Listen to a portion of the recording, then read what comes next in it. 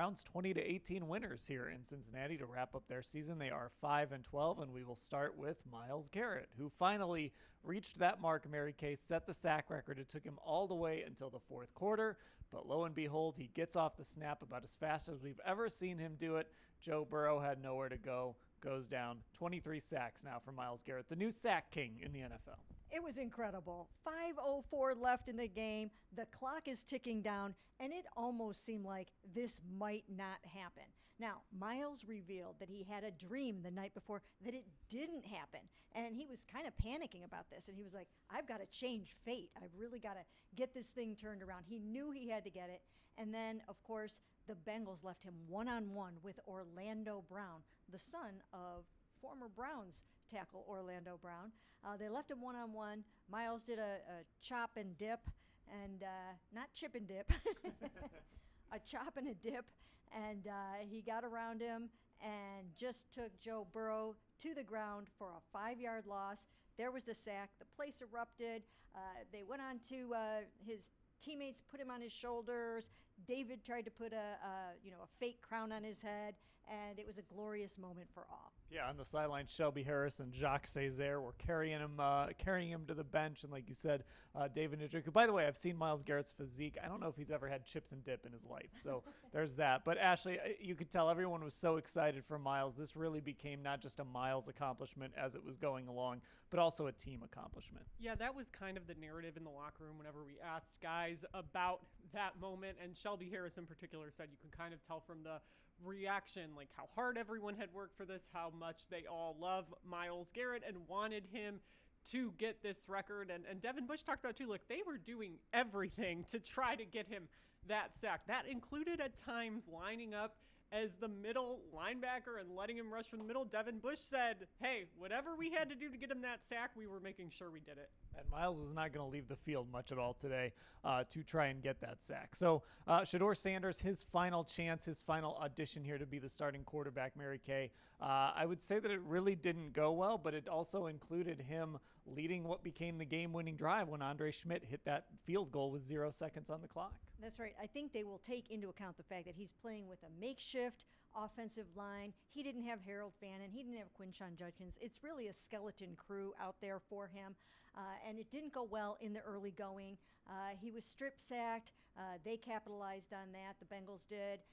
He had an interception dropped. He almost threw a couple of other interceptions. So it did not go well, but he regrouped at halftime, came out in the no huddle, got things rolling a little bit with a field goal drive, and then in the end, when the chips were down and Myles Garrett and the rest of the team needed a victory for him to go out with a victory with this record, Shedeur Sanders orchestrated that field goal drive at the end, and then of course we all saw what Andre Schmidt did there to nail it. So good for Shedeur for pulling it out in the end after a rocky start. Yeah, a cool moment for Andre, kind of a full circle moment. And Ashley, I think that's what makes this Shedeur evaluation so complicated. You look at the body of work of this football game, and it was not a great game, but then we have also seen numerous occasions where, when it is time to go win a football game, it doesn't rattle him.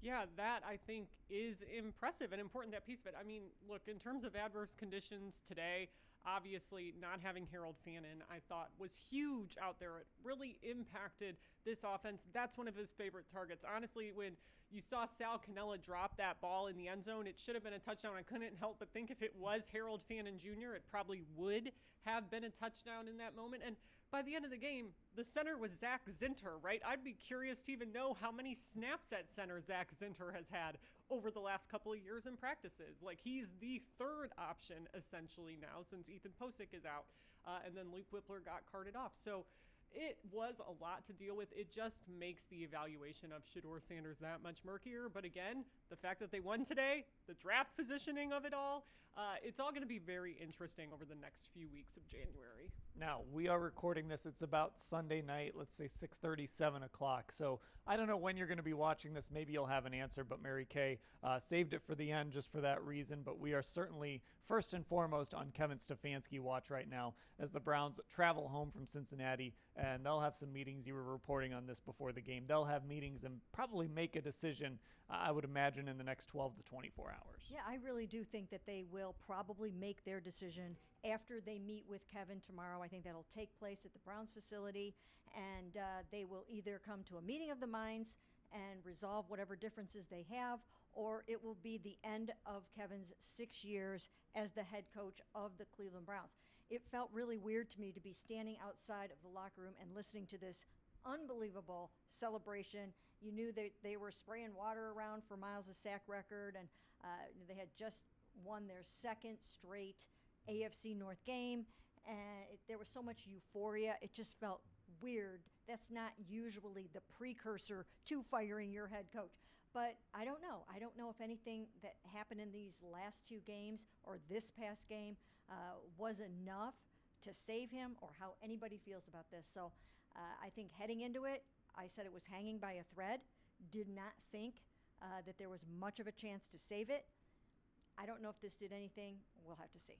Yeah, I mean, at the very least, Ashley, he's at least given them something to think about with the win last week over Pittsburgh, and then, of course, this win today against the Bengals. So if they do make that decision to fire him, he at least probably made it a little more difficult than maybe they anticipated 2 or 3 weeks ago. Yeah, I certainly think it would have been much easier if this was another 3-14 football team like the Browns were last year, but 5-12, obviously not where you want to be with this team, but you consider everything Kevin Stefanski had to do this year, right?